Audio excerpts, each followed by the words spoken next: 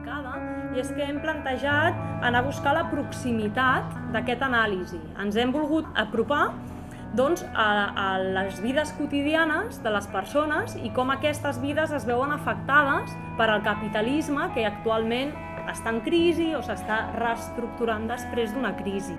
El capitalisme no està en crisi com a sistema de dominació, tot el contrari, el capitalisme està més fort que mai a l'hora d'imposar el seu poder, a l'hora de buscar les estratègies que més li convenen contra els interessos i el benestar de les poblacions i, per tant, el seu domini jo crec que encara fins i tot és més fort que abans de la crisi.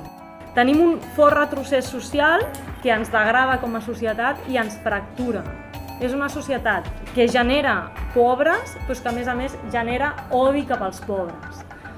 Hem volgut recollir els impactes que hi ha en la vida quotidiana més enllà de les estadístiques econòmiques o socials habituals. Però nosaltres ens anem a analitzar amb més detall un concepte que es diu despossessió. Despossessió, aquí li hem dit de la vida quotidiana, però pot ser despossessió d'allò que és col·lectiu, d'allò que és de tothom o d'allò que no és de ningú, i que pertany als recursos naturals i del planeta. Despossessió